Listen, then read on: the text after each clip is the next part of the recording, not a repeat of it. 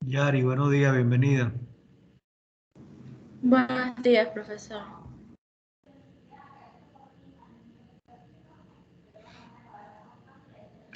Bueno, vamos a dar inicio a nuestra actividad de hoy. Lo primero que debo comenzar por señalar es que en la semana que va del 14 de junio al 19 de junio se deben registrar las calificaciones del primer parcial. Si ustedes han revisado el sílabo, deben haber observado que la nota se ha estructurado, la del primer parcial, se ha estructurado en 4 bloques. Hay un examen parcial que vale 14 puntos y 3 bloques distribuidos de 12 puntos cada uno, que suman 36, más los 14, 50. Esos bloques están ubicados 12 puntos en la semana 2, 12 puntos en la semana 3, 12 puntos en la semana 4. ¿Cómo vamos a lograr obtener esos 12 puntos? Me voy a ir a compartir para mostrarles el aula virtual.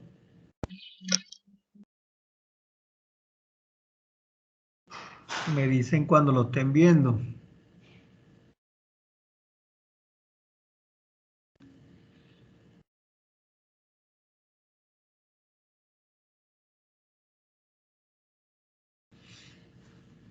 Me dicen cuando lo estén viendo en pantalla el aula virtual. Sí, la estamos viendo, profesor. ¿Lo podemos ver?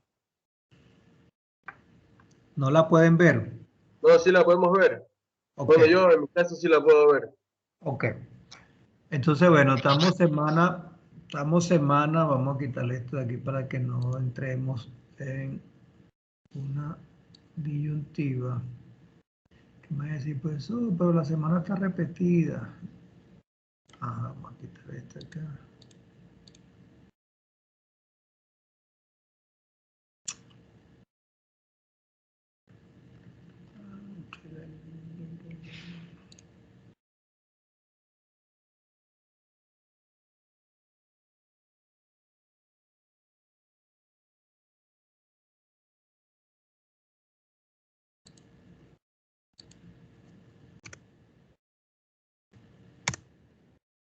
Ok.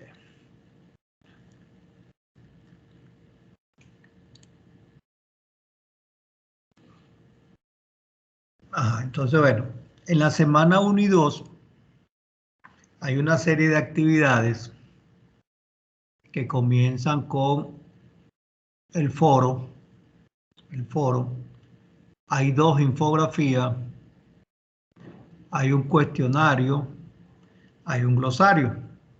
Todas esas actividades serán distribuidas de tal manera que el que las haga todas y las haga bien tendrá 12 puntos en la semana 1 y 2. Luego, en la semana 3,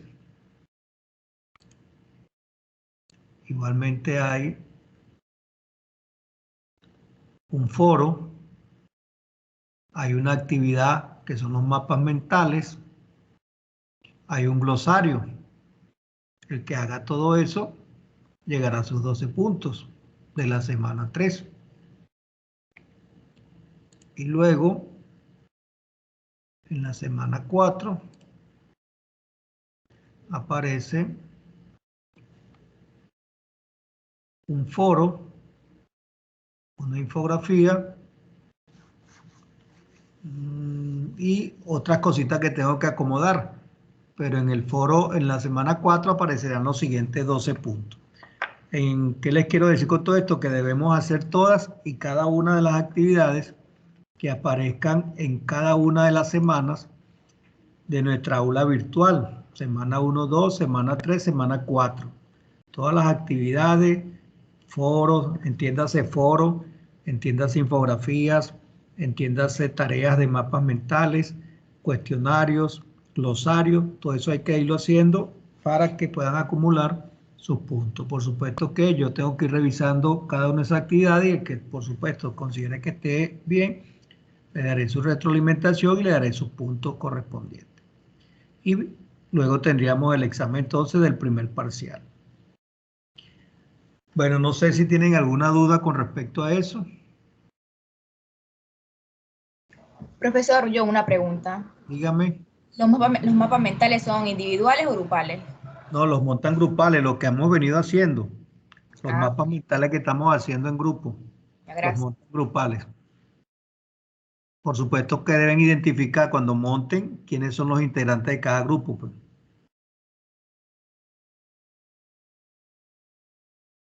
¿De acuerdo? Profesor, yo tengo otra duda, disculpe. Adelante. Hoy día tenemos que presentar un mapa mental en la hora de tutoría. Eso también contaría como actividad, aunque no estuviese en la aula virtual. Comienzo por aclarar. Las tutorías de acompañamiento no son materias que van a ser evaluadas desde el punto de vista cuantitativo. A pesar de que su asistencia es obligatoria y que vamos a tener actividades de distinta índole en esas tutorías no van a llevar un puntaje como tal.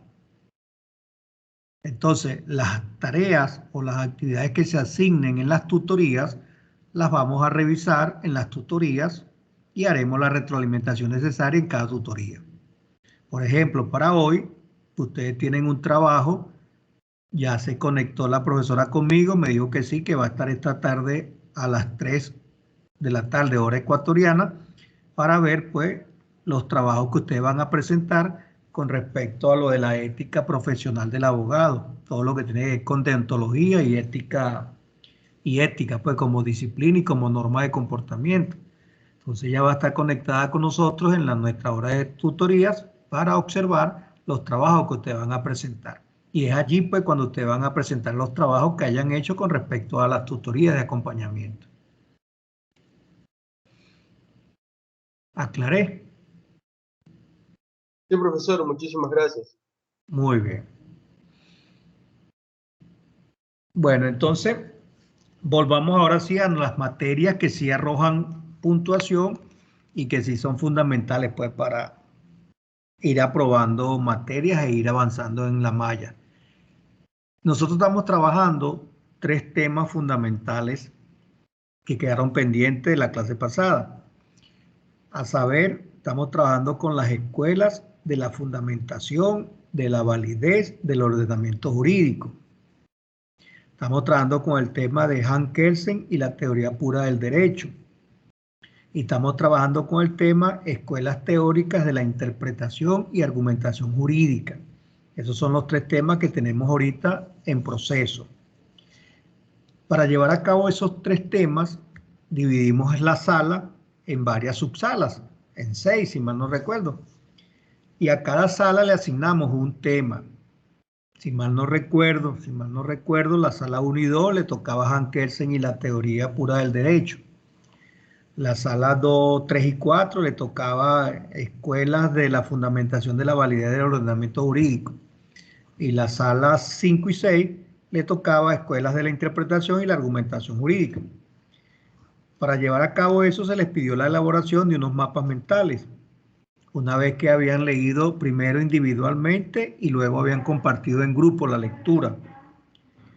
En la clase pasada iniciamos la presentación de la sala 1 y 2, pero hubo mucho problema con el audio y yo realmente no pude evaluar de manera, vamos a decir, adecuada la presentación de los grupos 1 y 2.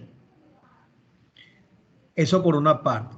Por otra parte, como a las 10 es obligatorio que tanto estudiantes como docentes se conecten a los actos solemnes con motivo de la conmemoración del 40º aniversario de la PUCESE, de nuestra sede que está cumpliendo 40 años, como es obligatorio conectarnos, a esa actividad y yo voy a estar muy pendiente de pedirles evidencia a cada uno por WhatsApp de que está conectado y que está haciendo seguimiento a esos actos.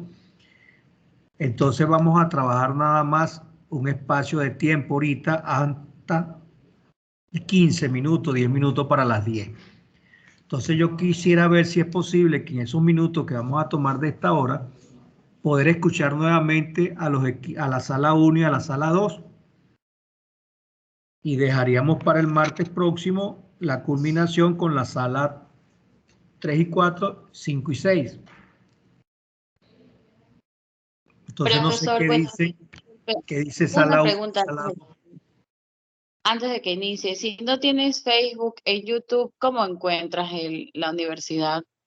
¿Cómo es eso que no tiene Facebook ni YouTube? No, YouTube sí puedo ver, pero no tengo Facebook. No, pero es que tú te metes a la página de la universidad y buscas Facebook Live y por ahí te metes. Porque el profesor de ayer indicó que también en YouTube podíamos encontrar. Bueno, búsquelo también por YouTube, pues. O sea, la verdad es que yo no soy muy experto en tecnología, ¿no? Yo recuerdo que yo tengo ya 60 años y soy de la escuela vieja y ahora que estoy tratando de aprender la tecnología, vamos a decir, en estos nuevos tiempos. Pero tengo entendido que si uno se mete en la página de la universidad, ahí busca Facebook Live y ahí va a encontrar la transmisión. No sé cómo buscarla en YouTube, pero nos han pasado unos links que yo les he hecho llegar a ustedes donde también nos podemos conectar.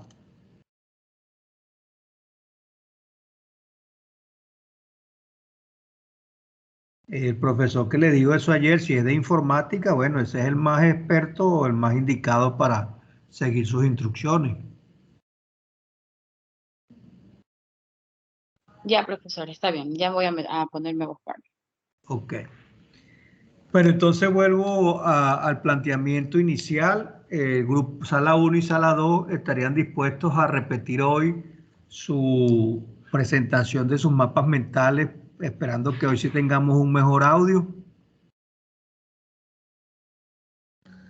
Claro, profesor. Buenos días, profesor, y buenos días, compañeros. Ya compartimos.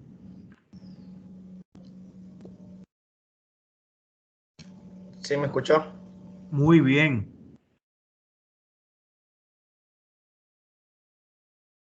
Usted es un muchacho que se pierde en la distancia, ¿yo? Usted se le ve que tiene madera. Y madera de la buena. Gracias, profesor.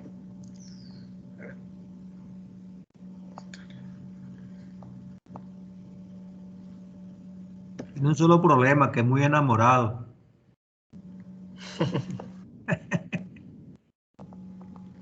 ¿Puede visualizar, profesor? Muy bien. ¿Usted es de la sala 1? Sí, profesor.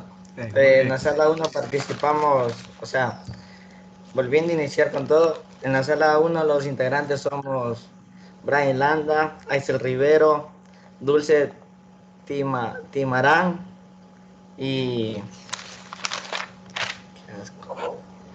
Isaac Andrade. Isaac Andrade. Ya. Y Alan Morales. Mande. Alan Morales también, grupo 1. Ya, correcto, Alan Morales. Aportación, nosotros vamos a darle a conocer sobre las aportaciones teóricas de la teoría pura del derecho de Hans Kelsen. El problema de la interpretación jurídica se presenta en todo caso en que se ha de crearse una norma de grado inferior con base en una norma de grado superior. Esto nos quiere dar a conocer. Detente allí y vamos a tratar de puntualizar ya qué significa eso de una norma de grada inferior y una norma de grada superior. ¿Qué es eso? Ya, a eso iba, profesor. Okay. A explicar la temática de este párrafo. Okay. Que quiere decir que una norma de grado inferior con la de superior, la inferior lleva correlación con la superior. La norma superior es aquella que da, o sea, no privilegio, da la potestad de que pueda o no ser una norma inferior, o sea, pueda tener una norma inferior, debido a que no, la norma inferior no puede actuar con supremacía en contra de una norma superior. Hablemos así de que un derecho civil no puede estar por encima de la Constitución, poniendo un ejemplo así, porque en lo que hablamos de la estructura jurídica, claro, no es estructura jurídica, en un Ordenamiento jurídico. ordenamiento jurídico, exacto, profesor. La Constitución va a ser la que sobresalta entre todo el ordenamiento jurídico, debido a que no puede haber ni ordenanzas ni nada que vayan en contra de ella. Lo que podría decirse que la Constitución es una norma superior y las que le siguen o acontecen serían una norma inferior. Ok, por ejemplo, si comparamos Constitución de la República con el Código Orgánico Integral Penal, por ejemplo, ¿cuál sería superior, cuál sería inferior? La Constitución de la República sería la norma superior. Muy bien. Y el Código el Orgánico Integral Penal sería una norma de grada inferior con respecto a la Constitución. Exacto. Okay. Ya. En 1925 aparece su teoría general del Estado, que según el propio Kelsen contiene la exposición completa y sistemática de su pensamiento. Acerca sobre Hans Kelsen. Interrumpo allí. Ahorita están viendo la asignatura Teoría del Estado, ¿correcto? Ya. No, perdón, ustedes son de primero, disculpen. Seguimos, eso lo van a ver en segundo nivel, Teoría del Estado. Ya, ok, profesor. Esto nos quiere decir a que Kelsen, en su pensamiento y conocimiento jurídico acerca del derecho, él hizo muchos aportes, en los cuales él resalta el tema que ya hablamos, sobre las normas de grado inferior y superior. Dice que el derecho no siempre puede ser algo verídico, algo real, también puede ser algo supersticioso, debido a que hay factores que quedan siempre con un doble sentido, el cual se investiga, pero más no se llega al punto exacto de solución. Es lo que nos relata también en ciertos enunciados que él describe. Ok. Ya. Por los rendimientos culturales puede considerarse la Atenas del siglo XX o la Florencia del Renacimiento. Ya, se podría decir algo, termino. Por más que su trasfondo social y económico tenga una siniestra. Ya, esto más o menos quiere dar a resaltar sobre el lugar de donde se crió o de donde nace Kelsen, que es en Viena, un imperio austrohúngaro, cuna de varios pensadores y de varias personas. Te pregunto, ¿a quién por los rendimientos culturales se le puede considerar la Atenas del siglo XX o la Florencia del Renacimiento? ¿A quién?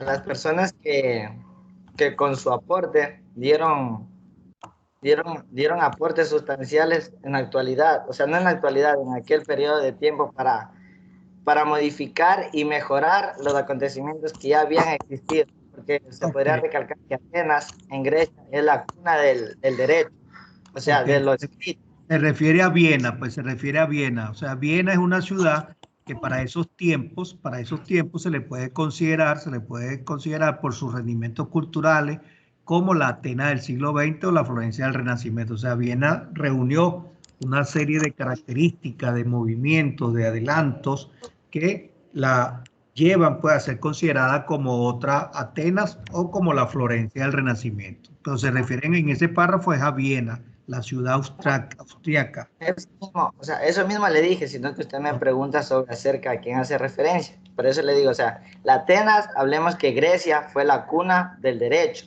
del escrito. Ya, por eso, o sea, en aquel tiempo, cuando era historia, cuando recién se estaba como quiera contemplando el derecho. Pero ya en el siglo XX, Viena viene a ser aquella que instruye de una nueva forma. O sea, mejora los acontecimientos que ya existían, los modifica y los mejora. Muy bien. Por varios pensadores que nacieron ahí y se desenvolvieron en diferentes ámbitos. Hablemos de que Kelsen se desenvolvió en el ámbito del derecho. Hubieron personas que sobresaltaron en ámbitos culturales, en ámbitos artísticos. O sea, por eso se trata de decir que Viena es, digamos, la cuna del nacimiento de varias personas que han modificado el espacio del tiempo. Landa, o sea, por su acontecimiento. Landa, Mande. En vez de hubieron, hubo. Hubo. Ya, profesor, disculpe. Ok. Ya. Ya, aquí, bueno, trata sobre Viena, o sea, de donde es Hans Kelsen. Viena es la capital del Imperio Austrohúngaro, donde se desarrolla una notable sociedad florense, una cultura brillante que ha constituido la base fundamental de la cultura del siglo XX. Es lo que acabamos de enunciar, que tiene relación con el párrafo de acá. Ya. Este párrafo nos establece una exigencia metodológica fundamental sobre la completitud de la operancia explicativa de la tesis que se proponga. Esto nos da más o menos a conocer en la lectura. Yo entendí sobre este párrafo, a ver, más o menos que el derecho no sistemáticamente viene a ser, como le mencionaba, algo verídico. Porque Kelsen, de la forma que él nos la interpreta, hubieron varios pensadores que se opusieron a los pensamientos de él, porque él estaba en contra de varios criterios que para otras personas eran fundamentales y no tenían cambios.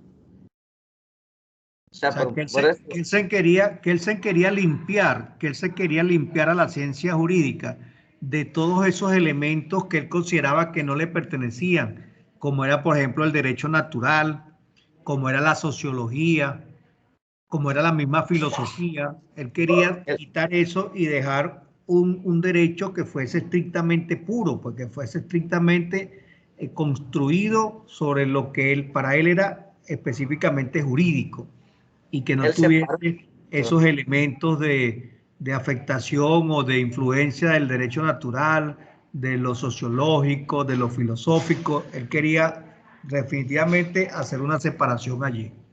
Por eso se le llama teoría pura. Sí, por eso él se paró. Y como usted mismo dijo en la clase anterior, él tuvo varios enemigos a raíz de eso, de sus pensamientos. Porque hubieron varias personas que no compartieron con los pensamientos de él.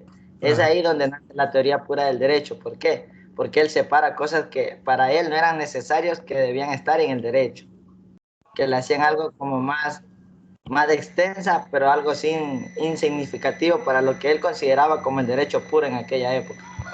Okay. Otro aporte que debemos también revisar es la famosa pirámide de Kelsen, que es uno también de sus, vamos a decir, de sus aportaciones interesantísimas, cómo él clasifica entonces las normas en cuanto a esa grada inferior y grada superior, cómo él las va clasificando, colocando en la cúspide la Constitución y en la parte más baja, en la base de las mismas, coloca, por ejemplo, las resoluciones o cualquier otra norma, pero de una dimensión mucho menor. Entonces, bueno, que nos pasemos también por el estudio y la revisión de lo que es la pirámide de Kelsen.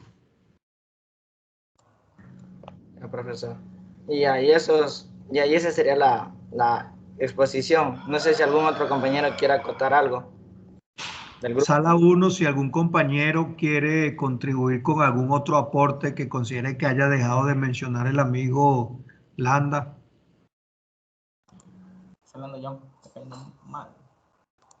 Pero exponen 2 por grupo entonces, profe, ¿cierto? No, necesariamente estoy pidiendo si alguien quiere hacer algún aporte de esa sala 1 que lo aproveche, pues si no, le damos Bueno, pues paso a la estaba sala 2. preparado para exponer también. Entonces, yo diría que a lo largo de la intervención que realizó mi compañero se menciona mucho a Kelsen, pero ¿quién fue Kelsen? Es la pregunta aquí, o sea, ¿de dónde salió? Bueno, pues Hans Kelsen nació en Praga el 11 de octubre de 1881 y murió en Berkeley, California, el 19 de abril de 1973. Él empezó sus estudios en la Universidad de Viena en 1911 y uno de sus mentores fue el destacado George Gelian, que a su vez fue un jurista y profesor universitario judío-alemán de origen austriaco. Él empezó a hacerse conocido desde sus orígenes con una obra muy importante que fue diseñar una constitución. Dicha obra fue impuesta por un político austriaco, se puede decir que fue un canciller llamado Karl Renner. en 1920 él logra terminar el diseño de esta Constitución. Su principal obra tenemos que fue la visión positivista, teoría pura del derecho, que es la que estamos estudiando ahora. Fue un análisis del derecho como un fenómeno autónomo de consideraciones ideológicas o morales, del cual excluyó cualquier idea del derecho natural, analizando las condiciones de posibilidad de los sistemas jurídicos.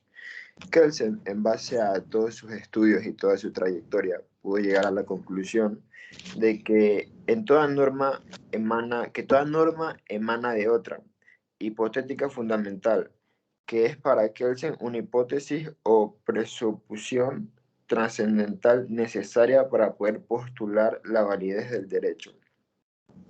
No obstante, repite la conclusión, por favor.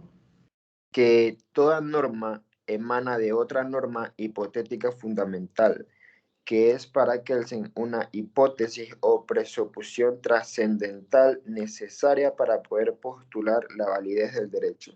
Ahí nace el concepto de eso de norma fundamental, pues siempre hay una norma fundante, siempre. Pero a él le criticaban cuando hablaba de la Constitución, entonces, ¿y cuál era la norma que fundaba la Constitución? ¿De dónde venía esa norma? ¿Quién era la norma superior a la Constitución? Bueno, en nuestro ordenamiento se llama Asamblea Nacional Constituyente, que es ese órgano que se constituye para dar origen entonces a una nueva Constitución. Y ahí vendría entonces el origen, o vamos a decir, o la norma superior a lo que es la Constitución como tal, de esa Asamblea Nacional Constituyente. Sigue. Kelsen, a pesar de lo largo y completa que fue su trayectoria, lastimosamente nunca pudo enunciar una norma jurídica completa basada solamente en su modelo. Y para finalizar, podríamos decir que la sociedad en la que él se desarrolló también fue bastante destacada, que era la Viena del siglo XX. De ahí salieron pioneros en lo que son las escuelas psicoanalíticas, la música decafónica, el positivismo lógico, la jurisprudencia pura de Hans Kelsen, que es la que hablamos.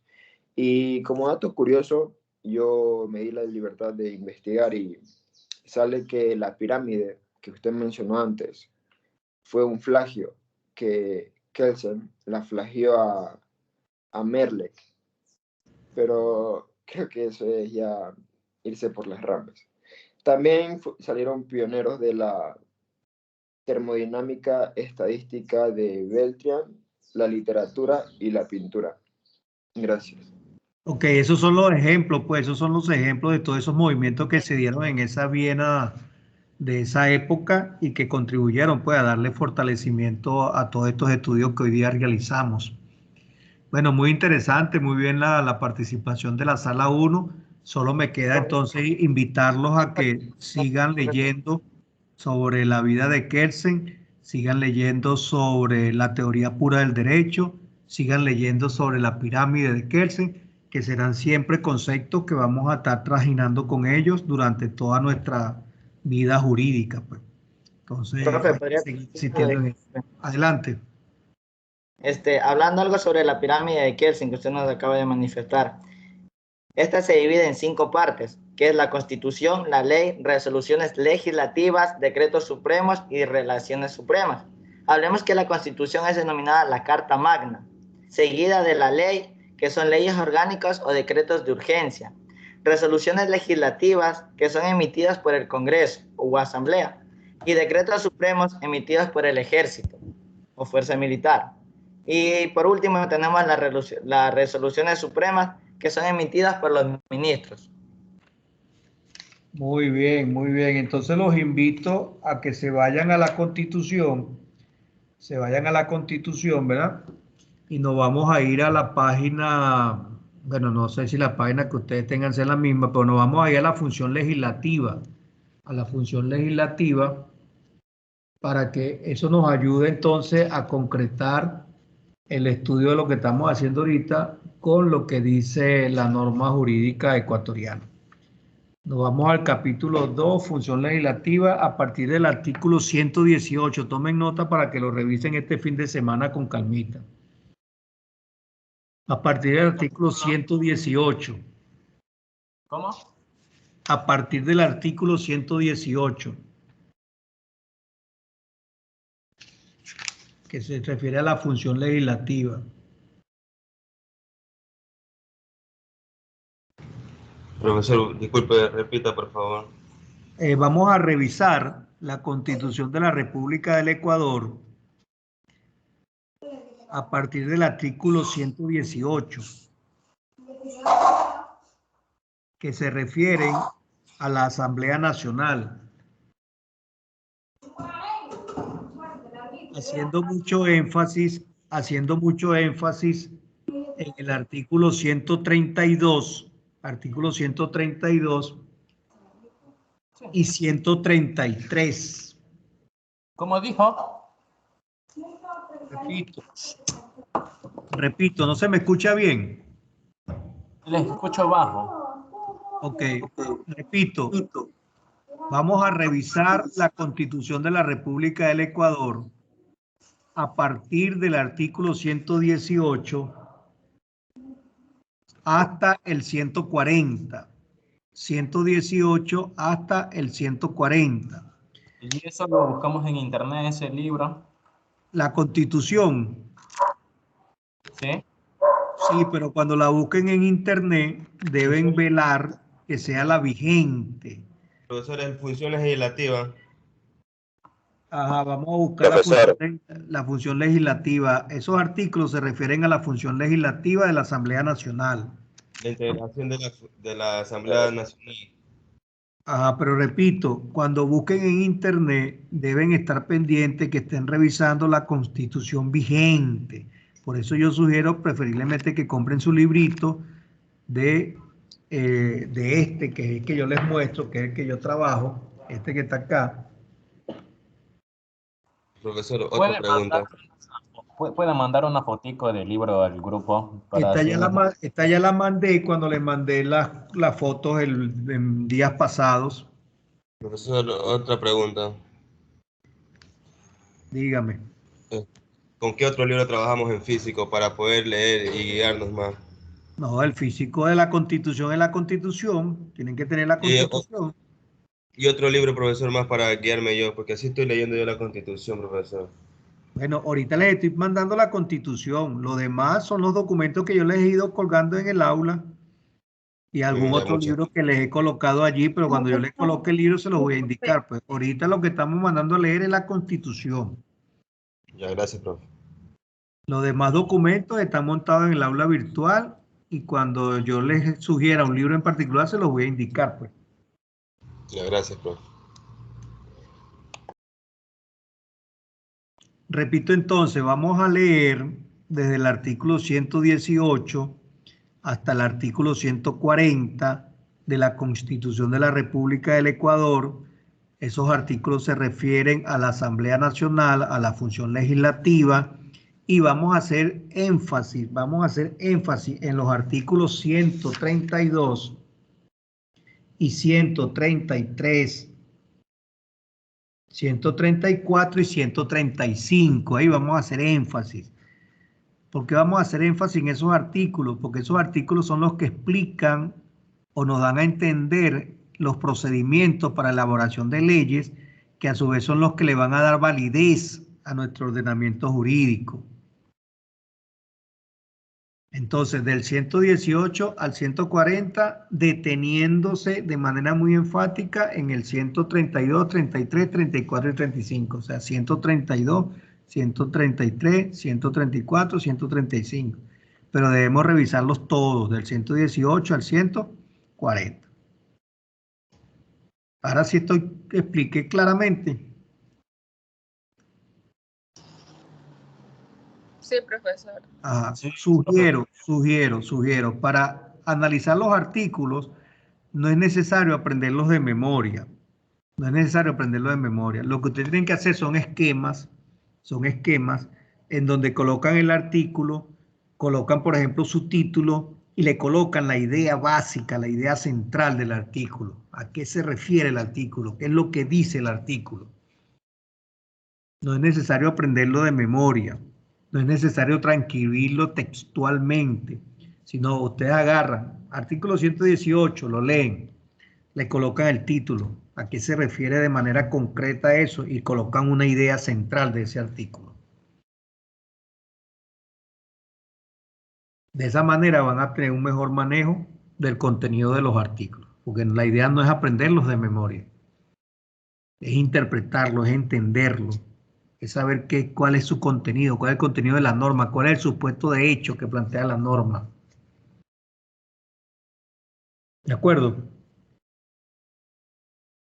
Muy bien, entonces, bueno, vamos a darle paso entonces ahora a la sala número 2, que también por problemas de audio, yo no pude percibir adecuadamente lo que ellos nos estaban comentando.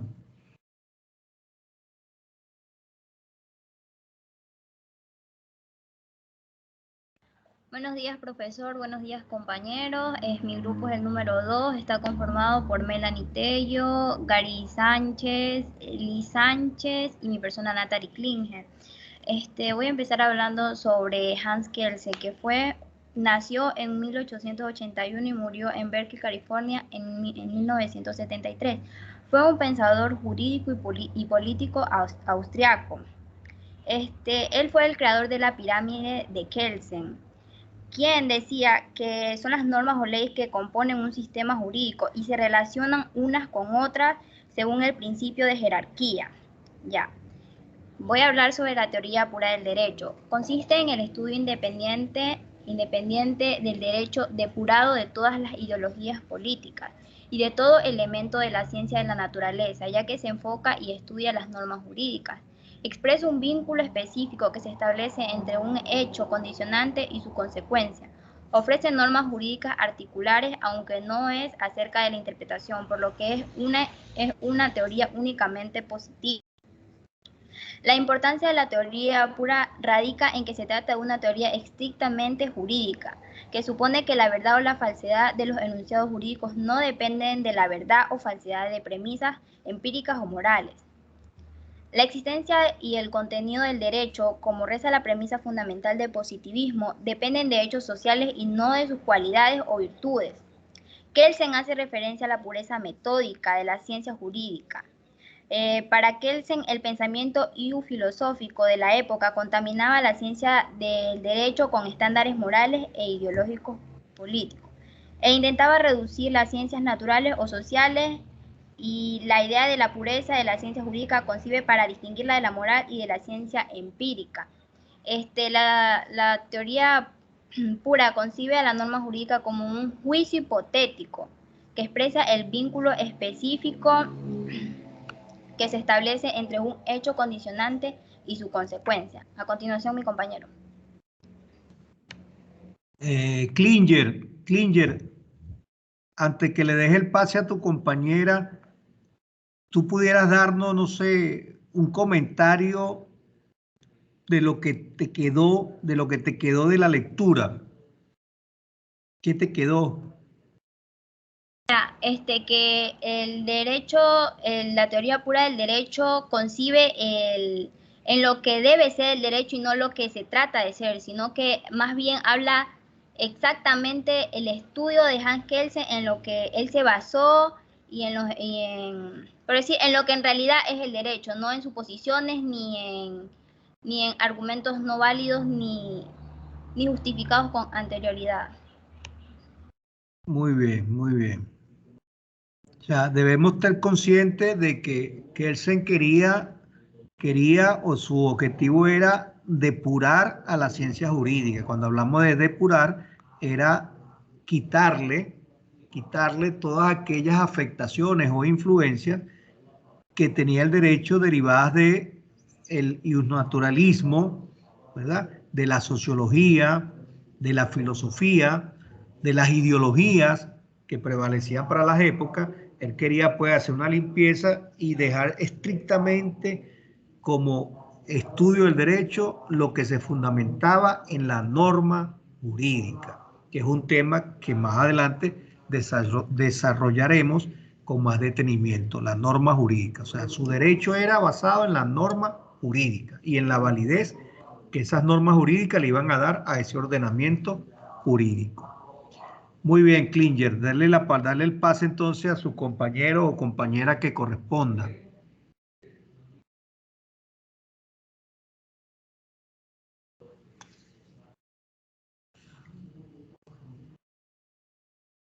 Yo soy el compañero yo soy el que sí exponer. Gary. Sí. Adelante, Gary. Buenos días, compañeros, buenos días, compañeras y profesor. ¿Qué es la teoría pura del derecho, según Hans Kelsen? Es una teoría del derecho positivo y se considera pura porque se propuso construir una ciencia del derecho depurando de su objeto de estudio los elementos que le son extraños. ¿Qué quiere decir esto? Quiere decir que en esta concepción la toma de decisiones depende únicamente del hecho y de su consecuencia. La importancia de la teoría pura radica en que se trata de una teoría estrictamente jurídica. Entonces esto quiere decir que se basa únicamente en las normas jurídicas que están vigentes. Supone también que la verdad o falsedad de los enunciados jurídicos no dependen de la verdad o falsedad de premisas empíricas o morales. Es decir, lo que acabo de decir ahorita, solo se enfoca únicamente en las normas jurídicas y de allí como que lo lleva a la toma de decisiones. La norma Hans Kelsen dice que la norma a ejecutarse constituye solo un marco dentro del cual serán varias posibilidades de ejecución, por lo que es regular todo acto jurídico que se mantiene dentro de ese marco, llenándolo en algún sentido posible. ¿Qué quiere decir esto? Esto demuestra que la teoría de Hans Kelsen se fundamentaba de manera única y pura en la toma de decisiones de acuerdo a los sistemas jurídicos y en su delegación. Por eso podemos ver que hay una pirámide de Hans Kelsen que demuestra como que la jerarquía del derecho y en su toma de decisiones, entonces cómo va escalado. En nuestra realidad, el derecho se rige no solo por el hecho y sus consecuencias, sino que investiga, indaga en los factores que llevaron a cabo ese desenlace. En nuestra Constitución existen leyes orgánicas, las cuales ayudan a que se haga uso correcto del derecho y en su toma de decisiones, para que sea como que una verdad más enfocada en la necesidad de los ciudadanos. Muchas gracias. Muy bien, Gary, muy bien. Bueno, entonces, resumiendo o concluyendo o puntualizando, es importante tener claro entonces ese principio de jerarquía que se deriva del hecho de existir una norma superior a la cual se deben atener todas las normas que se puedan construir o que se puedan elaborar dentro del ordenamiento jurídico. Siempre va a haber una norma superior y va a haber una norma inferior. En el ordenamiento jurídico ecuatoriano, cuando estén leyendo los artículos que yo les señalé, se van a encontrar que existen entonces leyes orgánicas y leyes ordinarias, un poco para establecer ese orden jerárquico del que hablábamos ahí en la teoría pura del derecho. Es importante entonces también tener claro que con Kelsen nace el concepto de norma fundante, norma fundamental, norma superior. Es importante también señalar que, bueno, dado los estudios que hagan ver si fue o no cierta que la pirámide de Kelsen es de Kelsen, bueno, la pirámide de Kelsen como tal nos establece pues los distintos niveles que van a ocupar las distintas normas que se elaboran en un ordenamiento jurídico. Y siempre vamos a tener en la cabeza de esa pirámide, en la cúspide, la norma fundante, la norma fundamental, que en nuestro caso es la Constitución de la República del Ecuador, y paralelo con ello están los tratados internacionales, todos los acuerdos y convenios internacionales que Ecuador ha suscrito con otros países. Tan es así que la misma Constitución señala que cuando los tratados internacionales o acuerdos internacionales tengan normas que sean más beneficiosas que las que están establecidas en la propia Constitución, bueno, deben prevalecer la aplicación de esas normas contenidas en esos tratados internacionales. Y bueno, y por ahí se viene bajando entonces con las leyes, luego hay los reglamentos, los decretos, las resoluciones, las ordenanzas, y en ese orden pues él va formando o va estructurando esa pirámide. Entonces creo que con esto cubrimos satisfactoriamente de alguna manera genérica todo lo que tiene que ver con Hans Kelsen y la teoría pura del derecho. Indiscutiblemente que con estas lecturas que hemos hecho no es suficiente. Ustedes deben seguir insistiendo en leer sobre los aportes de Hans Kelsen al derecho moderno y por supuesto seguir ampliando pues sus investigaciones con respecto a la validez pues del ordenamiento jurídico que se deriva de estas teorías. Y básicamente concluyo por decirle que la validez del ordenamiento jurídico desde el punto de vista de la teoría pura del derecho y desde el punto de vista de Hans Kelsen, bueno, está fundamentado en eso, pues, en que toda norma debe estar supeditada a una norma superior. O sea, toda norma que se vaya a crear debe estar supeditada a una norma superior. Y eso es lo que le va a dar validez a ese ordenamiento jurídico. Con eso concluyo entonces lo que tiene que ver con la teoría pura del derecho y con Hans Kelsen. No sé si tenemos minutos como para escuchar a la sala 3. Si la sala 3 estaría preparada para utilizar los minutos que nos quedan para escucharlo. Profe, disculpe, tengo una curiosidad. No, el evento al que va a entrar, ¿quién habla? Isaac Andrade, ¿va a ser hasta que terminen las clases de hoy o tiene limitado tiempo? Bueno, como le comenté al inicio, es obligatorio, es una resolución emanada de del prorectorado que tanto estudiantes como docentes se conecten al acto solemne de celebración del 40 aniversario de nuestra sede universitaria. En tal sentido, yo les dije que a las 10 se conectaran y que me enviaran evidencias por el grupo de WhatsApp de que están conectados, lo que es obligatorio. Profesor. Por ello es que vamos a trabajar hasta unos 5 minutos antes de las 10 para conectarnos todos a esa actividad. Ya, pero mi pregunta fue si eso va a ser hasta que terminen las clases de hoy o tiene tiempo limitado. No sé, no entiendo la pregunta. O sea, tenemos que entrar a la, digámoslo así, a la conferencia que va a haber, ¿no? Ya, lo que yo quiero saber es que si va a tener limitado tiempo o va a ser, por ejemplo, hasta que terminen las clases de hoy, que es hasta la 1 de la tarde. Ah, porque tú hablas de la otra materia que viene. Exacto. No, la profesora va a hacer lo mismo que estoy haciendo yo, les va a solicitar que se conecten y que estén conectados con el acto solemne. Una vez que concluye el acto solemne, bueno, cada quien vuelve a sus clases normales con sus profesores, pues. Ok, gracias, profe. Ok. Ajá, entonces nos están quedando ya 12 minutos. Profesor, yo le tengo una pregunta, disculpe, buenos días. No, identifíquese, ciudadano, bachiller, estudiante. Rivero Axel. Rivero, adelante, Axel. Es que ahorita se está tratando ese tema con el presidente del regreso a clases y ya hay ciertas universidades, ¿verdad? Entonces está la Universidad de Cuenca, si no me equivoco, de la PUCESE de Cuenca y la de Guayaquil. Y nosotros como somos sede, ¿entramos a clases presenciales o tenemos que esperar instrucciones de la matriz? Bueno, mire, voy a hacer unas aclaratorias breves allí, ¿no? En Cuenca hay una universidad católica. Pero la Universidad Católica de Cuenca no tiene relación directa con la PUCESE, con la Pontificia Universidad.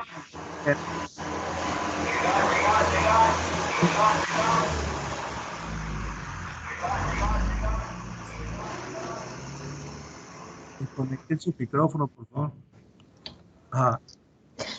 La Universidad Católica de Cuenca, la Universidad Católica de Guayaquil son universidades independientes de la Pontificia Universidad Católica del Ecuador.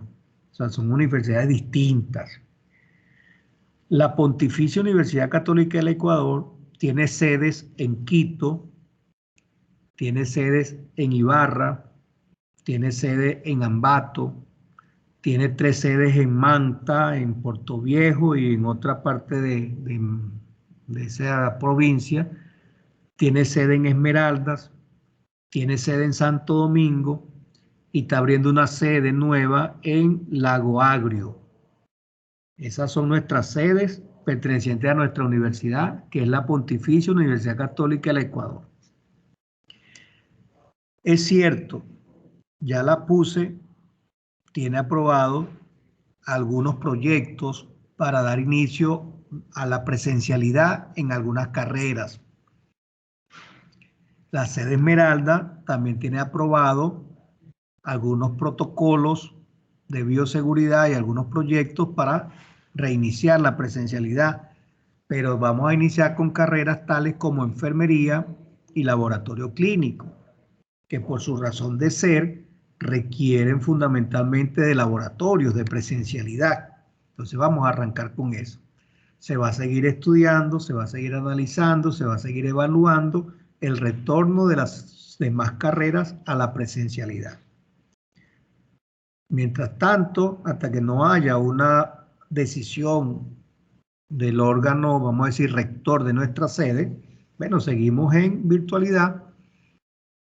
Cuando nos llamen a presencialidad, lo harán con el tiempo suficiente para que podamos hacerlas, vamos a decir, nos organicemos pues de manera acorde para retornar a la presencialidad. Lo que sí tenemos que tener claro, tanto estudiantes como profesores, como personal administrativo, como comunidad universitaria en general, es que no vamos a volver a esa presencialidad que teníamos antes. O sea, vamos a volver a presencialidad, pero en un contexto totalmente distinto, con unas exigencias distintas, con unas formas de hacer las cosas distintas. Vamos a volver a la presencialidad, pero manteniendo muchas de las dinámicas y herramientas que se están utilizando en la virtualidad. O sea, ya olvidémonos de esa clase de que ustedes llegaban a un salón, se sentaban, un profesor le daba unos tips, unas ideas, unos conocimientos, y ustedes los agarraban, los anotaban y se iban para su casa luego a trabajar algo allá. No, tenemos que seguir en esta dinámica de que ustedes tienen que seguir preparándose previo a los encuentros que tengamos con los profesores de manera presencial, para que los encuentros se conviertan en conversatorios, en escenarios de discusión, donde ustedes también manejan información hasta con mayor profundidad que el mismo profesor que tienen allí. Porque ustedes se han dedicado a leer los temas previamente y vienen cargados de preguntas, que si el profesor no se las sabe responder en ese momento, bueno, haremos equipo para buscarle las respuestas necesarias a esas preguntas. O sea, olvídense del profesor que lo sabe todo. No, los profesores ahora van a ser orientadores, moderadores, guías, pero ustedes tienen que seguir siendo el motor fundamental de generar su propio conocimiento. Y eso se logra a través de lectura y de lectura. O sea, no venir a sentarnos en un pupitre a que el profesor me diga A, B, C, yo me aprendí A y con A soy profesional. No, el profesor viene a orientarnos en esa A, B, C, pero yo debo también saber la D, la E, la F, la G, y así sucesivamente. Pero si está cerca, yo presumo, tengo expectativas de que sí está cerca el retorno a la presencialidad. Por lo menos, el primer semestre 2022 es presencial. Probablemente el segundo semestre 2021 pudiera ser presencial. A algunos estudiantes les favorece la presencialidad, a otros estudiantes les favorece la virtualidad. Algunos estudiantes están trabajando y les favorece la virtualidad.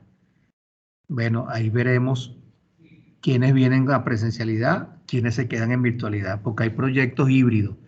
Hay proyectos donde hay estudiantes que pueden venir a la presencialidad y están en presencialidad, pero hay otros estudiantes entonces que están en virtualidad siguiendo la presencialidad.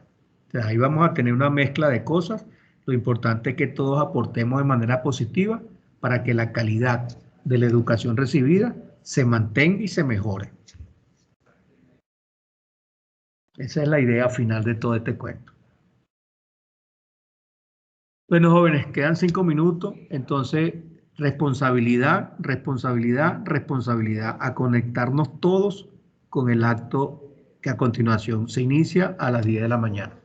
Muchas gracias, profesor, por quitarnos la duda. Revisen el aula virtual porque tenemos ya que empezar a cuadrar las notas del primer parcial. ¿De acuerdo? Gracias, profesor. Bueno, nos estamos viendo entonces en la conexión con el acto solemne. Eso es en Facebook, ¿verdad? Facebook Live, sí. Ya. Sino que como ayer eso estaba lentísimo. Por eso pregunto. Tranquilo, estos son los escenarios para preguntar.